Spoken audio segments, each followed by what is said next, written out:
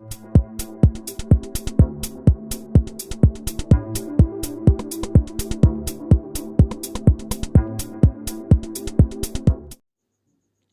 जी, नमस्कार friends. Suthar educator के इस यूट्यूब प्लेटफॉर्म पर एक बार फिर से आपका स्वागत है। मेरा नाम है विक्रम सुथार और आज मैं लेके आया हूँ बायोलॉजी का सेकंड पार्ट, जिसके अंदर हम कुछ एमसीक्यूज़, बेहतरीन एमसीक्यूज़ करने वाले हैं। कुछ इसमें प्रीवियस ईयर क्वेश्चन है और कुछ मेरे पॉइंट ऑफ व्यू से काफ़ी इंपॉर्टेंट है। इन सभी को, जितने भी मैंने इसमें ऑप्शन लिए उन सभी को मैं एक्सप्लेन करूँगा, प्रॉपर एक्सप्लेनेशन दी जाएगी आपको। और होप सो अगर आप इनको नोट करते हैं तो आगे आने वाले एग्ज़ाम में ये आपके लिए काफ़ी सहायतापूर्ण रहेंगे। ठीक है, तो ज़्यादा टाइम नहीं लेते हुए हम शुरुआत करते हैं अपने फर्स्ट क्वेश्चन से। देखिए, फर्स्ट क्वेश्चन क्या कह रहा है। The latter formed primary xylem elements are called. देखिए, एक बात ध्यान दीजिए पहले तो, ये जाइलम क्या है। ठीक है, दो चीज़ें होती हैं, एक जाइलम, एक फ्लोएम। ठीक है, ये ज़्यादातर पेड़ों के अंदर होते हैं। जाइलम जो है, जाइलम से जल, जैसे जल, इस तरह से याद रखिएगा। फोइलम फूड। जो जाइलम टिश्यू है, ये क्या करता है, ये जल का ट्रांसपोर्टेशन करता है। कहाँ से? जड़ों से पत्तों तक। ठीक है, और जो फोइलम टिश्यू है, ये क्या करता है, फूड का ट्रांसपोर्टेशन करता है जड़ों से पत्तों तक। ये बात आप ध्यान रखिएगा। ठीक है, ये दो क्वेश्चन बहुत इंपॉर्टेंट है, बहुत बार पूछा जाता है। जाइलम का वर्क क्या है और फ्लोएम का वर्क क्या है, याद रखिए। जाइलम से जल, फ्लोएम से फूड। ये बात आपको याद रहेगी शायद। तो अब हमें पूछा गया है, जो जाइलम होते हैं, इसका जो सेकंड पार्ट है उसे हम क्या कहते हैं? उसको हम बोलते हैं मेटाजाइलम। क्या बोलते हैं? मेटाजाइलम। पहला होता है प्राइमरी और उसके बाद में जो सेकंड होता है उसे हम बोलते हैं मेटाजाइलम। चलिए, होप सो आपको ये समझ में आया होगा। नेक्स्ट क्वेश्चन देखते हैं। हाँ जी, नेक्स्ट क्वेश्चन देखिए क्या कह रहा है। नेक्स्ट कह रहा है, which of the following does not hold true for animal belonging to phylum chordata. देखिए, जो फाइलम कोर्डेटा है, ये बहुत इंपॉर्टेंट है भाई, ये बायोडाइवर्सिटी का है। कई बार पूछा गया ये डायरेक्ट क्वेश्चन। वैसे तो ये बहुत ज़्यादा डिफिकल्ट लेवल में आ जाता है, पर फिर भी ये डायरेक्ट क्वेश्चन है, तो इसीलिए मैं आपको सिर्फ डायरेक्ट क्वेश्चन ही आपको बता रहा हूँ। तो जो फाइलम कोर्डेटा है ना, ये इवोल्व्ड एनिमल से बना हुआ है। देखो, कोर्डेटा ये बना है एवोल्यूशन से, यानी कि इवोल्व्ड, सॉरी, इवो इवोल्व्ड, ठीक है, इवोल्व्ड एनिमल्स।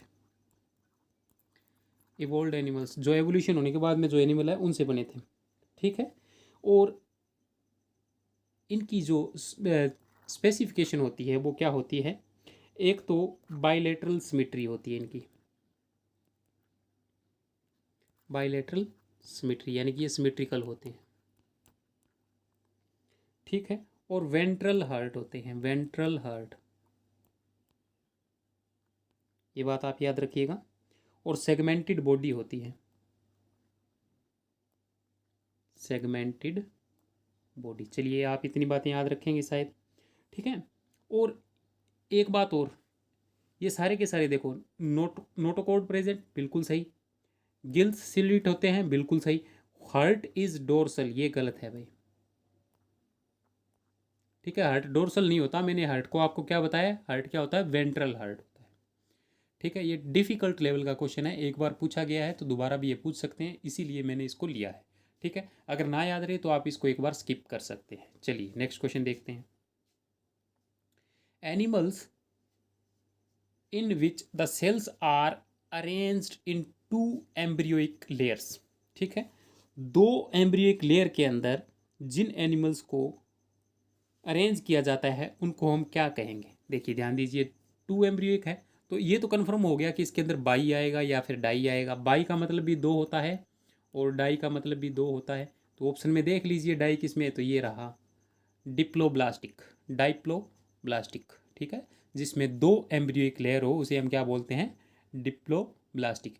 ये देखो, बायोडाइवर्सिटी के क्वेश्चन है, बायोलॉजी से लिए गए हैं और ये डिफ़िकल्ट काउंट होता है। मुझे खुद को ये बहुत ज़्यादा डिफ़िकल्ट लगता है, इसीलिए मैं सिर्फ नंबर ऑफ क्वेश्चन ही इसके करता हूँ, ताकि मुझे सिर्फ उनमें से अगर आ जाए तो वो मेरे लिए काफ़ी अच्छा रहता है। ठीक है, तो आप इनको सिर्फ इतना ही याद रखें कि अगर 2 एम्ब्रियोइक है तो बाइप्लोबेस्टिक, अगर 3 एम्ब्रियोविक लेयर है तो ट्राइप्लोब्लिविक वास्टिक, अगर सिंगल होगा तो एंडोड्रम बोला जाएगा। चलिए नेक्स्ट क्वेश्चन देख लेते हैं।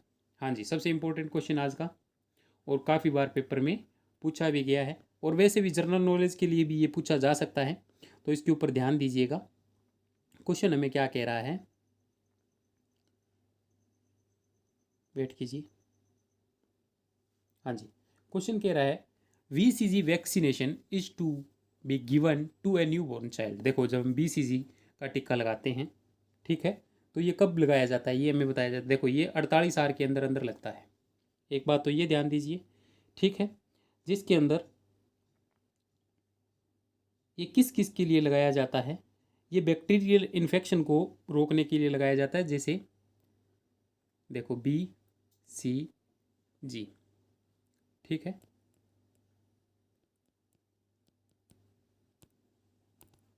हाँ जी, इसका फुल फॉर्म देखिए, बेसिलस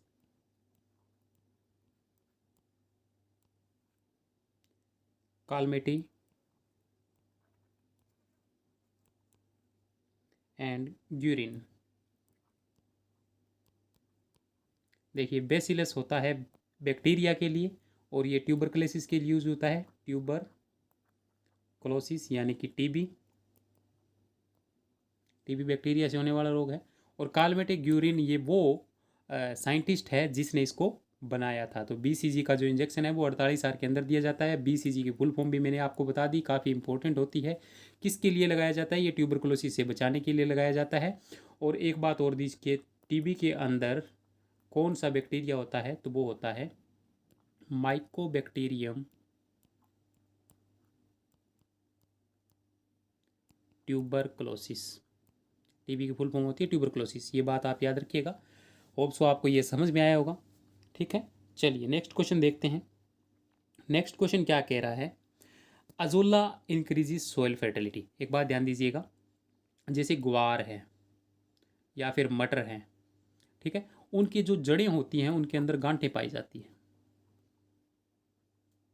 ठीक है, और उन गांठों के अंदर बैक्टीरियाज होते हैं जो नाइट्रिफिकेशन करते हैं, और इसी कारण ये जो मतलब जो फर्टिलिटी है अर्थ की वो बना के रखते हैं। ये जो बैक्टीरिया होते हैं उन्हीं में से एक बैक्टीरिया है एजोला बैक्टीरिया। ठीक है, ये हमें बता रहा है azolla increases soil fertility for, किसके लिए इंक्रीज करता है, ये राइस कल्टीवेशन के लिए इंक्रीज करता है, और ये आपको याद रखना है। ठीक है, ये एक नाइट्रोजन फिक्सर होता है। क्या होता है ये, नाइट्रोजन फिक्सर, मैंने अभी बताया ये नाइट्रोजन का फिक्सेशन करते हैं।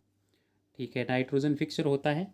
और क्या होता है, ये एक तरह की बायो फर्टिलाइज़र, मान लीजिए आप एक बायो फर्टिलाइज़र है। चलिए, और ये लॉन्ग टर्म सॉइल फर्टिलिटी को भी इंक्रीज करता है, लॉन्ग टर्म सॉइल फर्टिलिटी को इंक्रीज करता है। ये बात आप ध्यान में रखिएगा। बायो फर्टिलाइज़र वो होते हैं जो हम मतलब ऑर्गेनिक सब्सटेंसी से बनाते हैं, जैसे काऊ डंग वगैरह, ठीक है ना, उनसे जो बनाते हैं उनको बोलते हैं। हाँ जी, नेक्स्ट क्वेश्चन काफ़ी इंपॉर्टेंट है, which organ gets affected by Weil's disease. ये बात याद रखिएगा, अभी व्हील्स डिजीज़ से कौन से ऑर्गान जो है वो प्रभावित होते हैं। तो इनमें से ये तीनों ही प्रभावित होते हैं। कौन से, किडनी भी प्रभावित होती है, ब्लीडिंग भी होती है उसके अंदर, और लीवर भी प्रभावित होता है। तो ऑल ऑफ दीज हम इसको लिखेंगे। ठीक है, व्हील्स डिजीज़ सबको प्रभावित करते हैं, आप ये याद रखिएगा। ये एक वैज्ञानिक के नाम पे बनी हुई है। इसके बारे में अगर ज़्यादा जानकारी लीजिए तो आप गूगल कीजिए, आपके बारे में पूरी जानकारी आपको मिल जाएगी। चलिए नेक्स्ट देखते हैं। हाँ जी, एंथोफोबिया इज़ फियर। मैंने आपको पहले फोबिया करवाया था, ठीक है। अब हमें बताना है भी एंथोफोबिया है किसका फीवर है। सोचिए, बॉस का है, फायर का है, फ्लोर्स का है, या फिर डॉग्स का है। ठीक है, तो एंथोफोबिया क्या है, फ्लावर्स के डर को बोलते हैं, जिनको मतलब फूलों से जो डरता है उसको हम बोलते हैं एंथोफोबिया। ये बात आप याद रखिएगा, ठीक है। उनको बोलते हैं एंथोफोबिया, ठीक है। नेक्स्ट, एक दिन मैंने आपको ग्लैंड्स भी करवाई थी, तो पूछा गया है which is largest gland in human body, तो it is liver. Liver is the largest gland in human body. Hope so आपको ये याद रहेगा। पिट्यूटरी यानी कि पीयूष ग्लैंड, इसको हम मास्टर ग्लैंड बोलते हैं। मैंने ये पूरा लेक्चर करवा रखा है एंडोक्राइन सिस्टम के अंदर, आप जाके देख लीजिए। ये क्वेश्चन फिर बार बार रिपीट हो रहे हैं, आप इसको भी देखिए। थायराइड एक थायरोक्सिन नाम का हार्मोन रिलीज करता है, ठीक है। और जो पिट्यूटरी ग्लैंड है ये इसको कंट्रोल करती है। सलाइवरी ग्लैंड ये किसको इंक्रीज करता है, ये एक्सक्रीट करता है सलाइवरी अमाइलेज को। और जो सलाइवरी अमाइलेज है वो हमारे मुंह के अंदर, जो हमारा सलाइवा है, थूक है, उसके अंदर पाया जाता है। चलिए next question. Protein are made up of amino acids का बना होता है प्रोटीन। अमीनो एसिड यानी कि आरएनए एंड डीएनए बोल लीजिए इसको, सॉरी माफ़ कीजिएगा, गलत बोल दिया मैंने। ये हमें प्रोटीन्स जो है अमीनो एसिड से बने होते हैं, ये बात आप याद रखिएगा। अब देखिए जो न्यूक्लिक एसिड है ये मोस्टली अपने में अंदर होता है आरएनए और डीएनए, इनकी फुल फॉर्म कई बार पेपर में पूछी गई है। आरएनए का मतलब होता है राइबो न्यूक्लिक एसिड और डीएनए का मतलब होता है डीऑक्सी राइबो न्यूक्लिक एसिड, ठीक है। आरएनए का मतलब राइबो न्यूक्लिक एसिड और डीएनए का मतलब deoxy ribo nucleic acid. Hope so आपको ये समझ में आया होगा। चलिए आज का हम अंतिम क्वेश्चन देखते हैं, लास्ट क्वेश्चन देखते हैं। और ये क्या कह रहा है हमें ये कह रहा है in human beings normally in which one of the following part does the sperm fertilise the ovum, ठीक है। तो हमें ये बताना है, एक तो देखो मेल सेक्स ऑर्गन है और एक फीमेल सेक्स ऑर्गन है, ठीक है। आफ्टर मेटिंग हमें ये बताना है जो स्पर्म है, स्पर्म क्या है, ह्यूमन रिप्रोडक्टिव यूनिट है, ठीक है। और जो ओवम है ये फीमेल रिप्रोडक्टिव ओवम है, सॉरी फीमेल रिप्रोडक्टिव यूनिट है, ठीक है। जब ये दोनों आपस में मिलते हैं तो एक नए बच्चे का जन्म होता है। आप इसको ऐसे देखिए भी दो बूंद जिंदगी की, ठीक है। इंसान सिर्फ दो बूंद से पैदा होता है, ठीक है। उसके बाद में पोलियो की दो बूंद उसे पिलाई जाती है और लास्ट में जब वो मरता है तो भी उसकी दो बूंद ही गंगा के अंदर बहा दी जाती है, ठीक है ना। तो इंसान की ज़्यादा कोई है नहीं, वो सिर्फ दो बूंद से बना है और दो बूंद से ही मिट जाना है उसने, ठीक है। तो अहंकार किस बात का भी, जो भी आजकल चल रहा है देश में, मुझे उसके ऊपर काफ़ी असमंजस हो रहा है। ये भारत है और क्या बनता जा रहा है। हाँ काफ़ी मतलब शरारती तत्व हैं जिसके कारण ये हो रहा है। फिर भी चलो इस पर हम कल बात करेंगे या फिर कभी बात करेंगे जब मौका मिलेगा। फ़िलहाल अपने क्वेश्चन पर आते हैं। हाँ जी, तो ये जब स्पर्म फर्टिलाइजर ओवम को कहाँ करता है, फेलोपियन ट्यूब में करता है। किसमें, फेलोपियन ट्यूब। इस फेलोपियन ट्यूब को ओविडक्ट या फिर यूट्रीन ट्यूब भी बोलते हैं। क्या बोलते हैं, यूट्रीन ट्यूब भी बोलते हैं, ठीक है। इसी में एक का निर्माण होता है।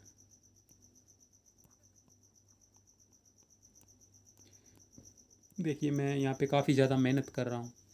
पहले तो मैं सारा डेटा जो है वो बनाता हूँ, फिर उसकी पीडीएफ बनाता हूँ, फिर कोशिश करता हूँ उसको आपको करवाने की, और फिर एडिटिंग होती है। तो एक वीडियो बनाने में काफ़ी ज़्यादा समय लगता है, ठीक है।